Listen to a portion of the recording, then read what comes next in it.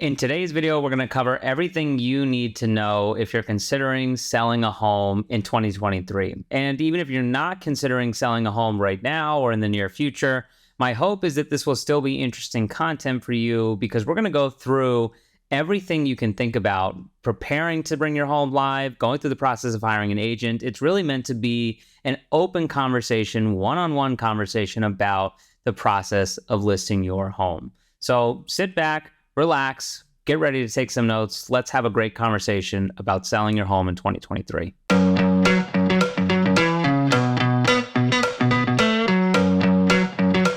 As a reminder for everybody watching, my name is Matt Thomas. I work with Baird & Warner Real Estate here in Chicago.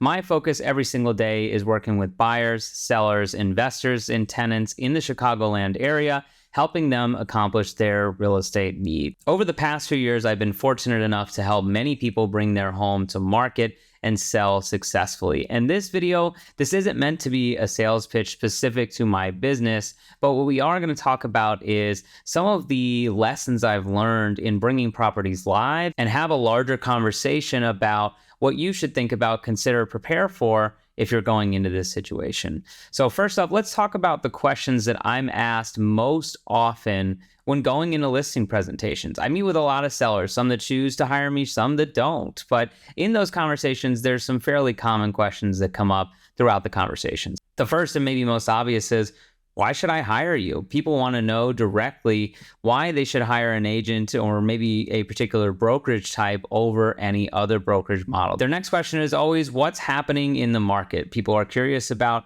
what is happening in their local neighborhood, what's happening in their city, what's happening in their school district. Market can be defined however they define it, but they want to know what's going on in the local neighborhood. Usually people ask about how I'm going to market their property. They may or may not have specific expectations about that, but they do ask questions to learn what strategy I'm planning on using. Eventually, we get to the brass tacks of what do you think my home is worth? They might want to see specific comparable data. Then they might be asking you to answer off the cuff, which frankly, professionally, I don't do.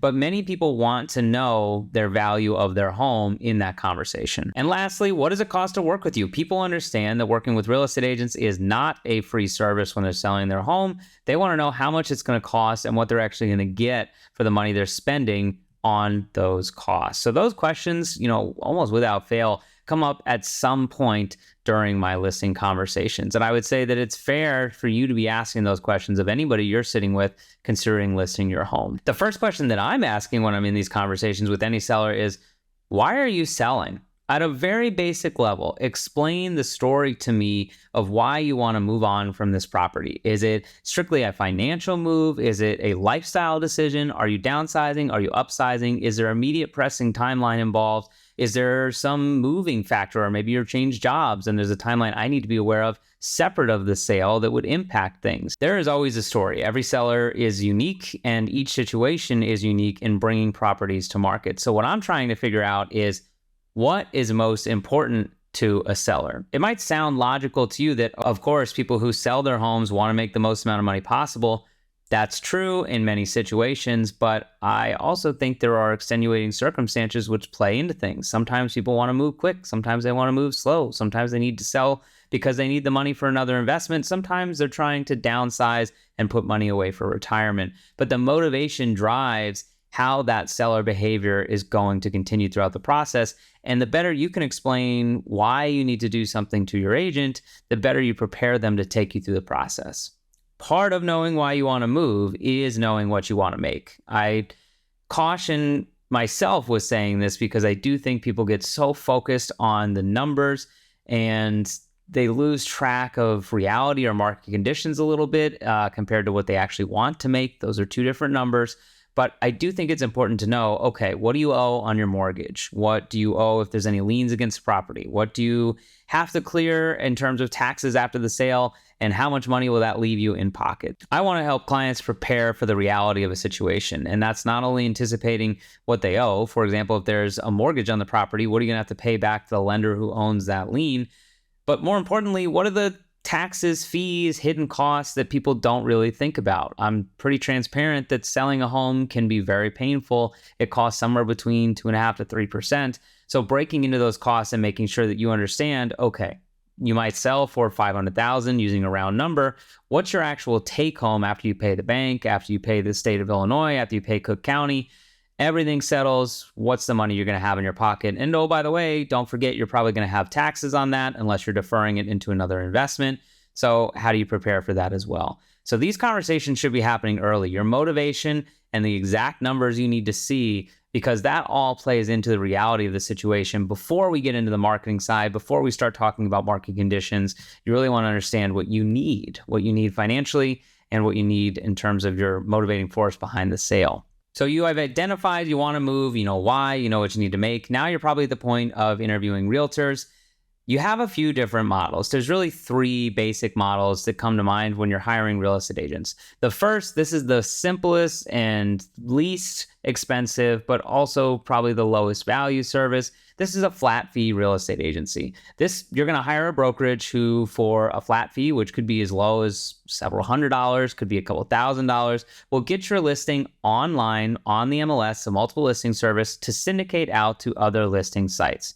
And that's about it. They're not there to market the property there for you. They're not going to take professional photos for you. They're going to help you list and get on the MLS. That is their job. They have a license. They can post it for you. You don't have a license. You can't post it there. That's it. You're paying for the access. So that's fee simple. The next is what I would call a discount brokerage. I'm not going to name any names because I don't mean to insult by saying that they're discounted, but I do think it's fair that they offer discounted services and you get slightly discounted rates, right? So these services will help you get photos online. They might do some basic advertising for you, but you're not going to get a ton of hyper-specific, hyper-local attention. You're not going to get one-on-one attention from an agent, probably. It's going to be a team of people who kind of cycle in, maybe hourly, maybe based on availability. Ultimately, they just want to sell as quickly as possible. They don't want long market times. They're not interested in complex negotiations. They're not making a ton on the deal, so they don't have a lot of stake in the game to continue dragging it out, even if you're going to make a little bit more money.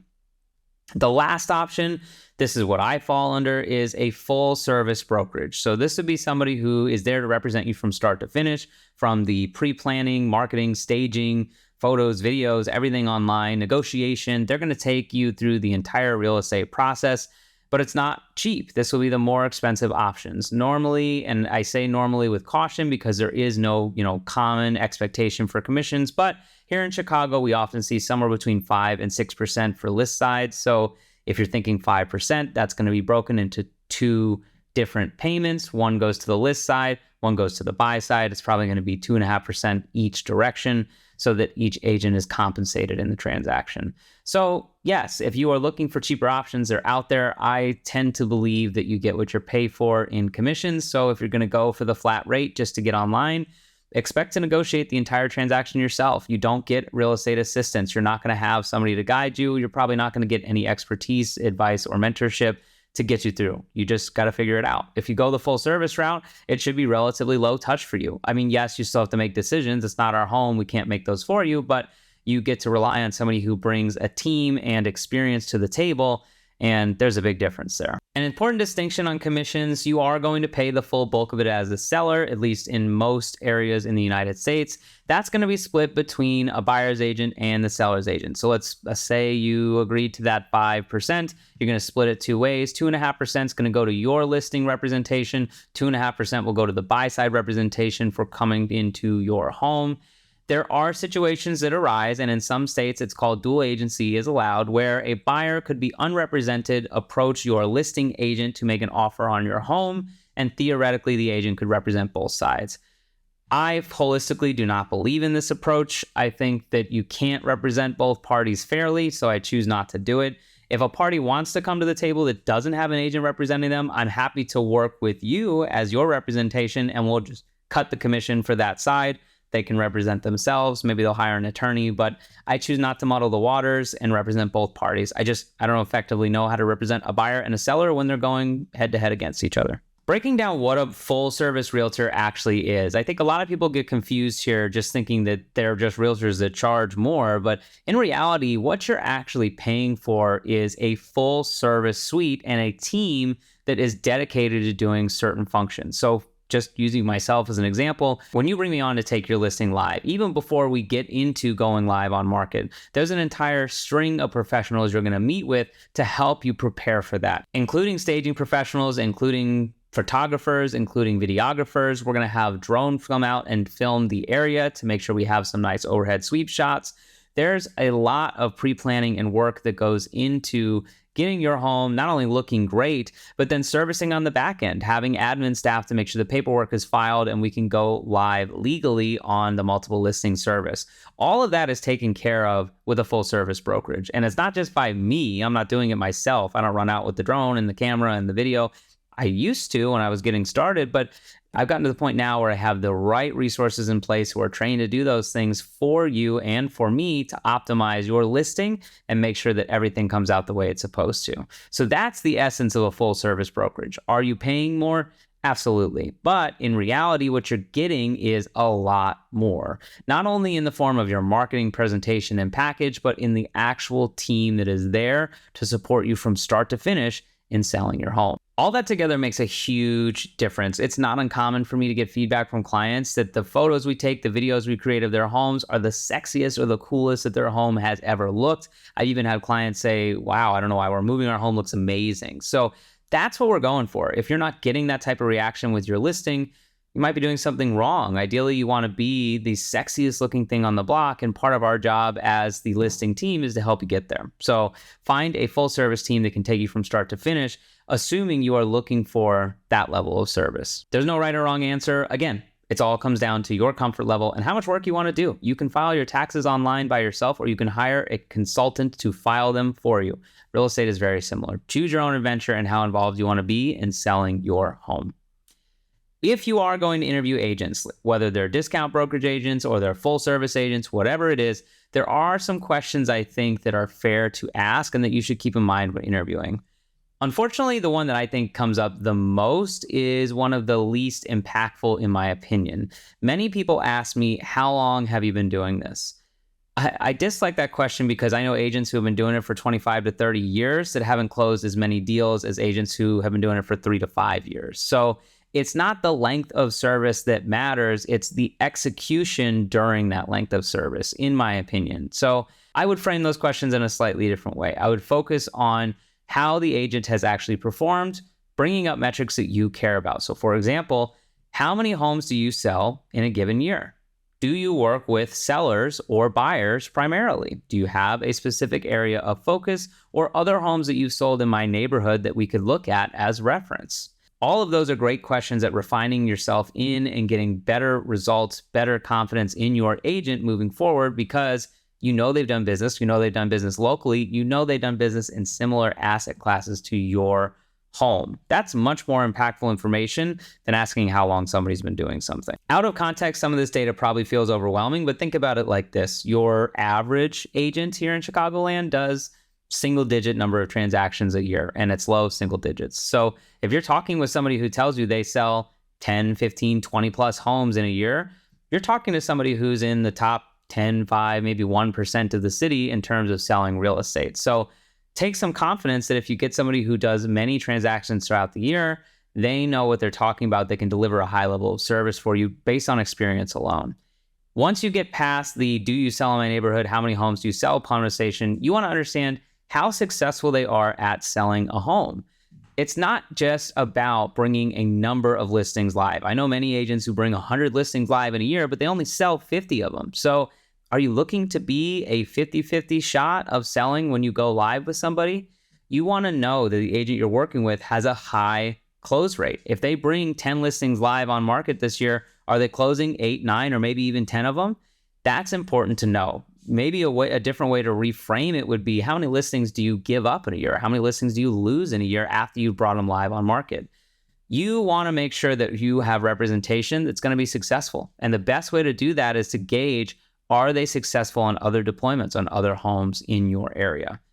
Assuming they are, and you know that they are selling most homes that they bring in their book, it's also fair to ask, what percentage are they selling those homes at? Or the question I would ask is, what percentage off list do your homes sell for? If you do some basic research and you see that homes in the area have recently been selling at 98% of lists, meaning buyers are negotiating about 2% off of the list price. But the agent you're meeting with says they sell everything at 90 to 95% of list. That means that something's going on there. Their listings are selling statistically lower than everybody else's. But let's say it's a reverse. On average, buyers are negotiating somewhere around 3 to 4%, and this agent tells you they sell everything at 98 to 99%. That means they're beating the market average. They're doing something right, so much so that their sellers are actually making more money than their average seller.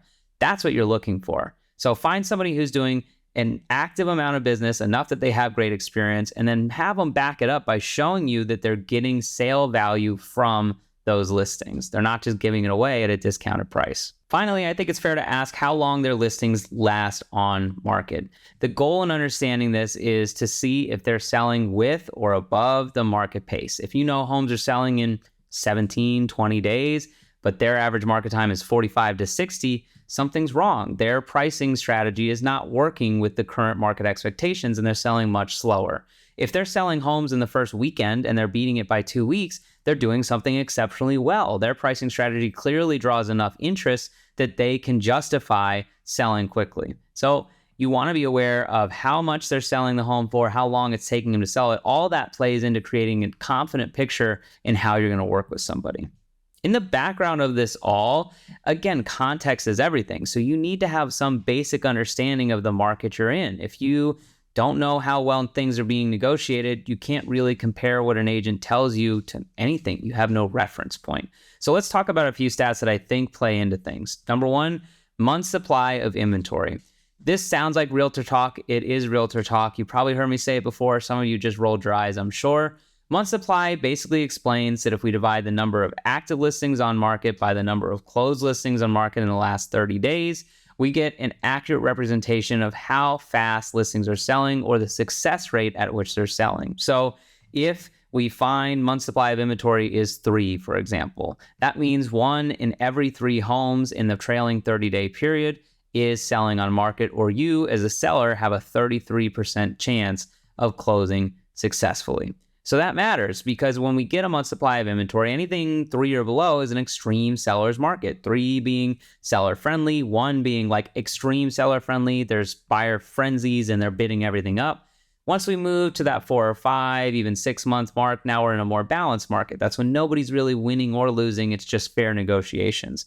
Over 6, extreme buyer's market. That's when they're able to negotiate and get deals that are lower than expected.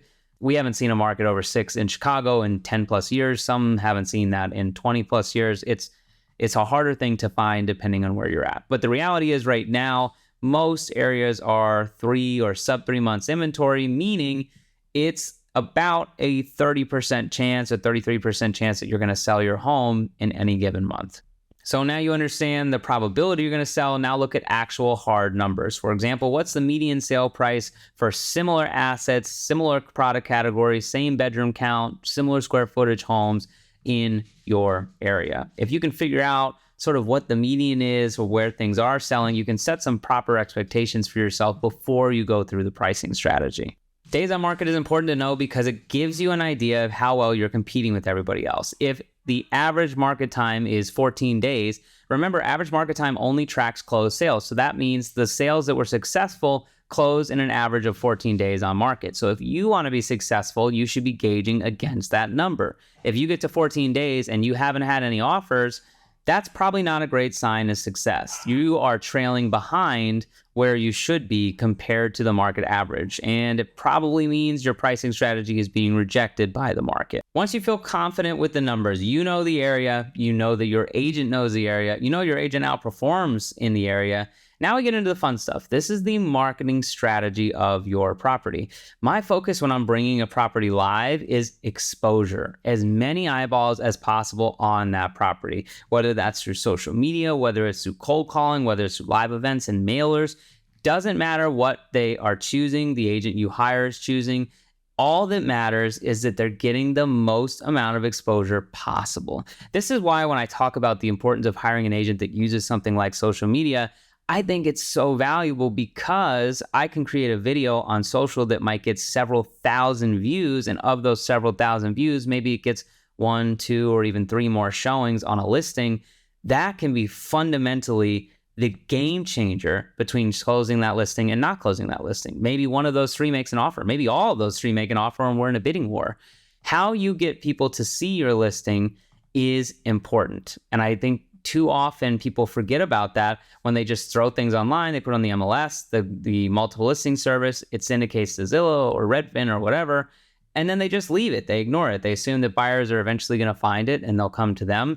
And they skip this huge opportunity to increase exposure on the home as much as possible because, again, more eyeballs, more activity, more likely you are to get an offer.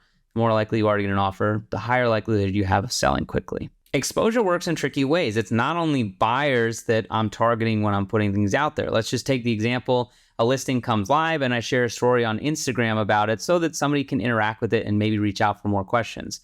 I'm always shocked that I'll get 5 or 10 real estate agents that send me a message asking for their clients because they want more information. And that's the side benefit of this. You want somebody who's not only connected with the community so that they can get direct buyers' attention, you want somebody plugged into the actual real estate professionals nearby. Are they talking to top producers? Are they talking to their office? Are they talking to other agents active in your neighborhood, sharing the opportunity so that you have a better likelihood of matching with a potential buyer or potential suitor for your home? All of this plays into the exposure side of things, and everybody's got a different approach to it. Every agent you talk to will have a different marketing strategy that they use. At the end of the day, whatever they're using, the core goal of it all is drive as many views to your property as possible. One thing people often skip in preparing their home to go live is the decluttering and staging portion of things. I really like to think of it as decluttering, staging, and depersonalization of your space. So let's break it down in chunks here. Declutter. The best way to view a space is in its optimal form, which is minimal furniture, minimal wall hangings, minimal clutter or randomness around. People want to have their eyes not be distracted by too much in their frame of view. So keep things simple. The better you can get things out, put it in closets, move it from the unit, the better success you'll have in having a great showing. Past the clutter stage, if you can get the clutter out, you have to depersonalize. We live in a world where everything lives online forever. So if you are going to have photos of your family, your children, your friends, all of that is likely to show up in a listing photo and could live somewhere online without your control. So depersonalize the space. It also helps with showings. I don't want the people coming through to be looking at your college degree and thinking, oh, he went to Michigan. I wonder if I maybe know him. I want them to be thinking about your home because that's ultimately what they're there to buy. Not your college degree, not where you went, not anything about you. So the better you can get your place depersonalized or neutralized, the more likely it is somebody else can walk in and fill it with their vision. Don't remove your style. I mean, if you decorated and you put a lot of thought into that, keep that. That probably shows and is part of why your home will draw attention. But do pay attention to not over-personalizing. Don't keep the portrait wall with all your baby photos up for showings, maybe. Once you declutter, once you depersonalize, now we get in the fun part that everybody skips, staging. Staging is critical for particularly vacant listings, but really, even if you have furniture already, partial staging can go a long way in making it pop in the listing photos. Go back to what we talked about. Month supply of inventory is roughly 3 months, meaning 1 in 3 homes sell on any given month. The way to become one of those 1 of 3 is to show the best possible that you can online when people come in. You want to have a truly glorious online presence and showing experience. And that all starts with making the space look as best as possible. Staging professionals are paid to do just that. They can optimize any space you give them. Sometimes we do full homes, sometimes we do partials, sometimes we just do a few rooms. Costs can vary, and each agent has a different approach. Some pay for it, some just make recommendations and get you discounts, but you pay for it out of pocket. However you're going to take care of it, I do think staging is an essential part of selling. And it's been proven time and time again by the National Association of Realtors that homes that have staging in them sell for a higher rate and a higher return than homes that don't. So don't skip this step just because you don't think it's important or because you already have furniture. And certainly work with somebody who has access to staging so that they can help you get it done. Exposure and staging goes a long way, but at the critical core of bringing a property live on market is the pricing strategy. And how you identify market value can be a tricky task. I mean, your real estate agent should do this so many times. They can practically run numbers in their sleep, and they'll give you a really refined look at how the market is performing. But if you want to take this on and you want to look on your own, here's how I would approach a market analysis. Let's start with single family homes. So first off, there's more variables because not all single family homes are alike. So you need to find similar assets that have closed in the local community. Community, again, might mean school zone, might mean neighborhood, might mean zip code, might mean whole city. It totally depends on where you're at, how big it is, how big that community is. But look for things with similar bedroom, bathroom counts, similar floors, similar layouts in terms of basements, garage, similar lot size. Once you've kind of identified the critical checkbox items, if you will, bedroom, bathroom, pool, garage, basement, all of those items, then you do a secondary number review of the property, mainly looking at property taxes. If I can see that one property is significantly higher in property taxes, that means that the state, at least, the county at least, sees it as a higher value property than the property we're talking about. If I can find something within a couple $100 on paper, they should be similar in value. The third level of review, we're going through update levels. So if you get something like a recently updated sale, but your home hasn't been updated in 20 years, that's not a great comparable. Or maybe it's a ceiling comparable that you can explain to people would be the after value if they do the renovations. But you really want to hone your focus in on properties that are similar in size, in scale, in updates, and in features. You know, don't compare central air with somebody that doesn't have it. Don't compare no laundry with somebody that has it. Don't compare parking that's in a garage with outdoor parking as best you can. If you can't find really recent comps, I like to look back as far as 6 months on a very long side a year, but hopefully in your neighborhood you have great data within like the last 3 to 6 months so that you can stay very hyper-local and hyper-relevant. With condos, this approach is very similar, the exception being that condos are similar assets. And in bigger buildings, let's say you have 200 neighbors, you are beholden to your neighboring sales. So it doesn't matter if 2 buildings over is selling for $50,000 more for 1-beds. If in your building they're all selling at $200,000, that's the going rate for 1-beds. Your toughest competition, the thing everybody's going to compare you against, is the in-building sales. It's forever been like that. It's kind of forever going to be like that. Square footage is a great tool to use to assess condos, and price per square foot can be a valuable feature. But I will warn you, there are no restrictions on how you measure square footage. There's no obligation to check it and make sure it's accurate. So some listings have it, some don't, some just guessed it. You really have no way to tell that price per square foot is accurate until you go walk it yourself. So I caution people from running numbers in advance until they can actually see the property. Once you have an idea of what the fair market value is, now you have to come up with a pricing strategy. Hopefully that fair market value goes back and is comfortable for you as a seller, right? At the beginning of this all, we talked about what number you need to bring home, what number you need to clear, what net you need to have so that you actually make some money on the sale, or at least come out whole, right? If at all possible. Now we're looking at how do we price it to get the number that we're seeking? Ideally, fair market value or whatever it is you need to actually close. There's really 2 approaches here, or 2 schools of thought on pricing. One goes back to maybe a pre-COVID, more traditional value-centric model, and the other is a little bit more need-based, competition-based. So the first is your traditional marketing strategy. You know what you want to make on your home. Let's just say you want $500,000. You price it at $500,000. Maybe you price it at $510 because you know someone's going to negotiate a little bit. You give them a little room to come down to your number at $5. That's it. There's not a lot of games involved. You just tell people what you want to sell for, and people go, oh, I'd pay that, or no, I wouldn't pay that, but I would pay this. They make you an offer and you negotiate.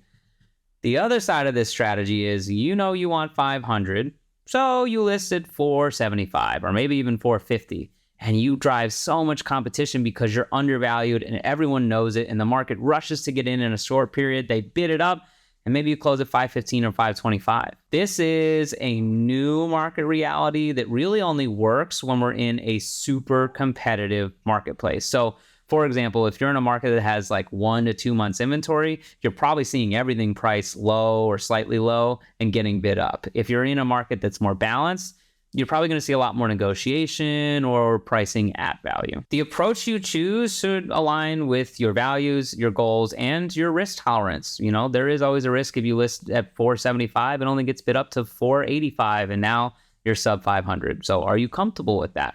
There's also a risk if you list at 510, it sits on market for 60 days and you miss your window to move, and now the next school year starts, and are you comfortable with that? So evaluate your risk tolerance, have a good conversation, make sure it aligns with your goals that you set out in the beginning of this process, and then pick the pricing strategy that works. But again, don't price low if the inventory is too high. The market will reject you. They have too much to look at. Choice is not your friend if you're looking for a bidding strategy. The next thing you're going to want to identify is your ideal buyer profile, the actual person you believe is more likely to buy your home than not. This might sound silly, but think about it. If you have a 3-bedroom home in Lincoln Park, I can tell you without even looking at it, your most likely buyer is going to be a young family. Maybe it's their first purchase or their second purchase. They're getting rid of their 1 or 2 bedroom condo and upgrading. They might have a baby on the way or a young child, or maybe they're planning for their first child in the near future. They want the room for a nursery, an office, a bonus space, but they also want some room to grow. They don't want to have their first child and immediately run out of bedrooms. That might even be what they're running from in the 2-bedroom to get to the 3-bedroom. It could be an investor. Maybe they want to rent it out, and Lincoln Park has live rental value. But again, this is just a logical profile who's probably going to see that home. Why that matters is because we're going to have an entire marketing campaign trying to get eyeballs to your property. If we know that statistically speaking, we should be targeting someone between the age of 28 and 38, and ideally in that has 1 child or about to have a child category, that changes the marketing messaging that we're going to put out into the world compared to if we're targeting, I don't know, a top 1% purchase with a $2 million list price, because we know that we want a luxury buyer and we have to really work to bring them to the property. Every property is different, and you need to understand who you're targeting. First-time home buyers, if that's your target market, congratulations, you're targeting the overwhelming majority of the active marketplace right now. If that's not it, again, if you're that $2 million listing, you're targeting like the 1% of the marketplace right now. It's going to be a harder strategy to get to.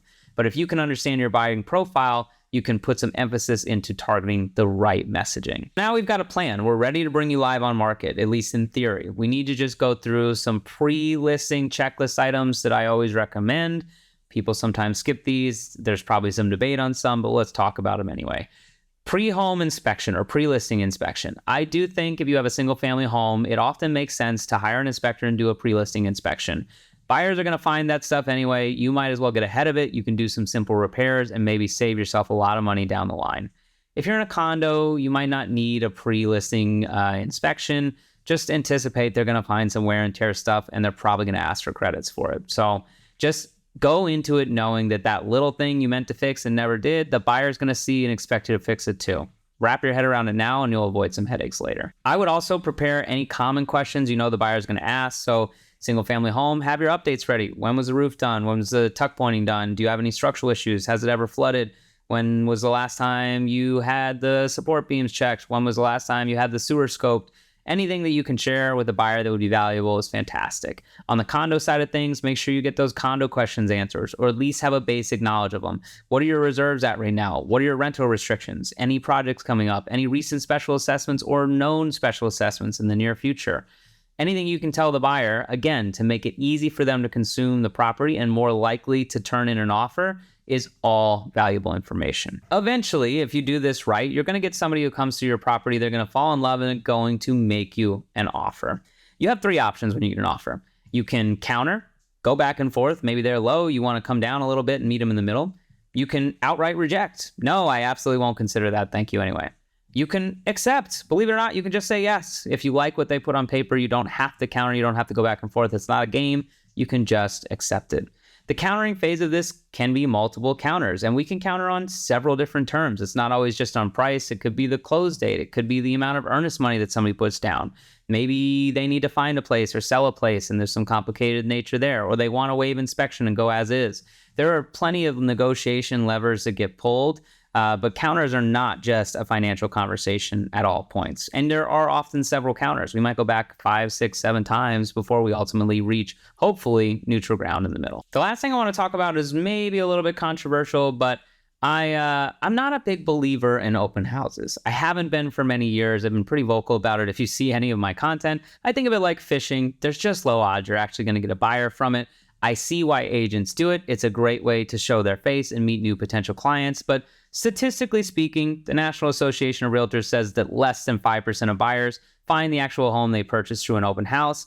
So that means 95% of buyers are finding it through a private showing or private tour that they schedule with their agent. So I like to focus on that opportunity. I don't think that you need to put as much emphasis into open houses. If you want to use them as a tool, maybe to consolidate showings, I'm all for that. But ultimately, they are not a super effective way to sell your home. That said, they're not likely going to be the reason you don't sell your home. So again, if your agent likes them, if you want to do them, if you feel better doing them, do it. But statistically speaking, probably hit or miss. Thank you for watching. If you made it this far, good for you. This is a long video. Hopefully it was valuable for you. The whole goal was just to have a conversation about my thoughts on bringing a listing live, thoughts that I think sellers should keep in mind when they're bringing their listing live. And my hope is that it was useful for you. If you have questions, if there's something I didn't cover, or if something I did cover doesn't make sense to you, please leave it in the comments. I will do my best to respond to everybody, and I'm always available to meet one-on-one if you want to talk about a specific listing strategy for your home. So once again, this is Matt Thomas. I'm a real estate agent here in Chicago. I'd love to help you if you need it, and I'll see you next time.